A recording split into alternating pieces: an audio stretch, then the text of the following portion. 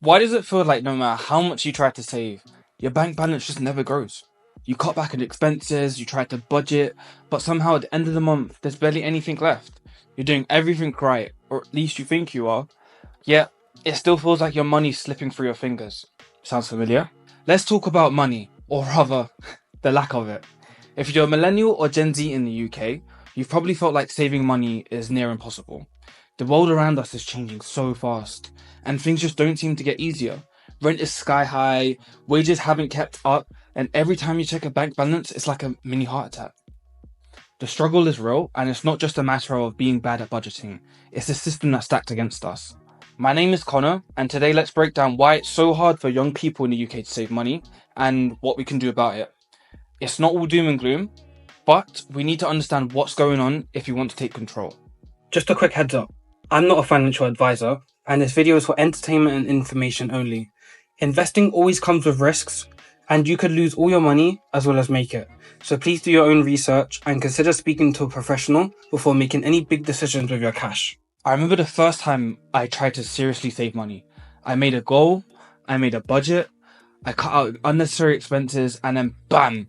Unexpected bills, rent increase, and suddenly I was back to square one. I felt like no matter how hard I tried, the system was just working against me. It wasn't even about spending recklessly. I wasn't going out every weekend or splurging on luxury brands. It was the basic stuff that drained my money, like rent, bills, groceries, and transport. Every time I thought I was getting ahead, something unexpected would happen. A car breakdown, medical expense, or even just a higher than expected electricity bill. Can you relate? Let me know in the comments down below if you've ever felt like saving money in the UK is just a losing game. So, what's actually stopping us from saving? The cost of living crisis is one major factor. In 2023, the food prices in the UK saw a significant increase, with food inflation peaking at around 19% during the year. That's one of the highest in decades. That means even basic groceries cost way more than they did a couple of years ago. You might have noticed how a weekly shop that used to cost £30 is now pushing past £50, even though you're buying exactly the same things. Rent is another killer. The average rent in London surpassed £2,600 per month by the late 2024. That's borderline 3k, like, guys, come on, what the hell is going on? With areas like Kensington and Chelsea seeing rents above £3,600, reflecting a significant increase from the previous year, even if you're lucky enough to find a cheaper place. Rent increases are very, very common. Between 2021 and 2023 alone, private rental prices across the UK rose by 10%, making it harder for young people to save for a deposit or move out of shared accommodation. And wages haven't kept up either. The UK's average wage growth has lagged behind inflation for over a decade. While salaries look higher on paper, their real value has declined. In 1997, the average house price was about 3.6 times the average salary. By 2024, this ratio has risen by approximately 9 times, highlighting the growth disparity between wages and property prices. To put it simply, our parents' generation could afford a house on a single income. Now, even 2 incomes are not enough. Debt and student loans are also making saving very difficult. If you went to a university in England, you probably left with at least 45k in student debt, thanks to tuition fees. And let's be real, most of us are not paying off anytime soon. The new repayment plan introduced in 2023 means graduates will be repaying their loans for 40 years instead of 30, meaning many will be paying into their 60s. On top of that, many rely on credit cards or buy now pay later schemes just to get by, which makes saving even harder. Klarna, ClearPay, Lay-Buy have grown massively in the UK, showing just how many people need to spread costs to afford essentials. And then there's the live for today mindset. Let's be honest, when saving feels impossible, it's very easy just to think, well, might as well just enjoy life now, right? Studies have shown that 60% of millennials and Gen Z prioritize experiences over saving because financial security feels so out of reach. Ever felt like you'd rather go on that trip or buy that new outfit because saving for a future that feels uncertain seems pointless? Yeah, you're not alone. When house prices are so out of reach, pensions seem like a distant dream, and salaries just aren't stretching far enough. It's no wonder so many people choose to focus on experiences rather than hoarding money they might never truly enjoy. I promise. It's not all bad news, I swear.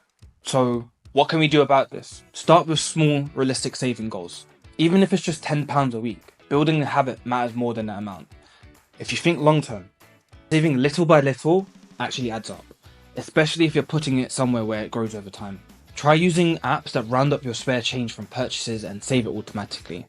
It's an easy way to build a habit without feeling the pinch. Cut costs where you can, but be smart about it. Forget the stop buying coffee advice. Instead, think bigger. Can you negotiate bills? Can you move to a cheaper area? Can you switch to a higher paying job?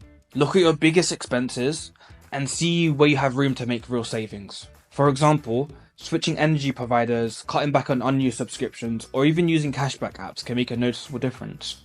Have a look at community initiatives too. Some areas offer shared transport schemes or food cooperatives that help cut costs. Invest, even if it's small. I'm sorry to say this, but traditional savings accounts will not make you rich. But investing even small amounts in ETFs or stocks could help you in the long run. A lot of young people assume that investing is only for the wealthy, but with apps that let you invest as little as £1, it's more accessible than ever. Just make sure to do your research first. Look into lifetime ISAs.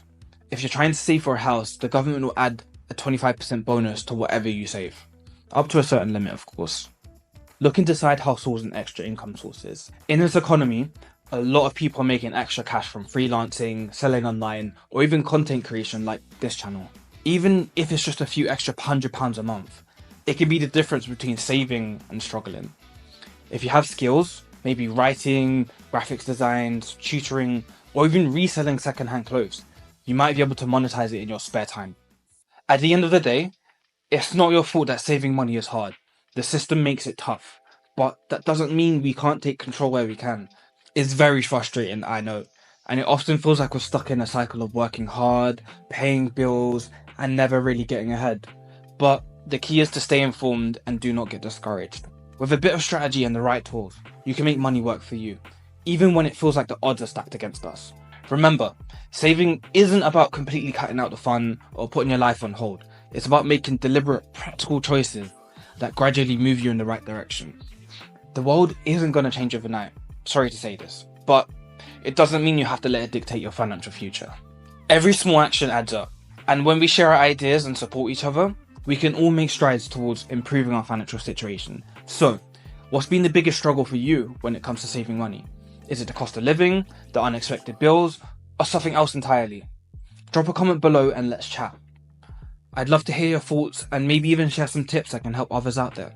If you find this helpful, don't forget to subscribe, like, and share this with someone who needs to hear it, because we all deserve to be in a better place financially. Until next time, take care and keep pushing forward no matter what.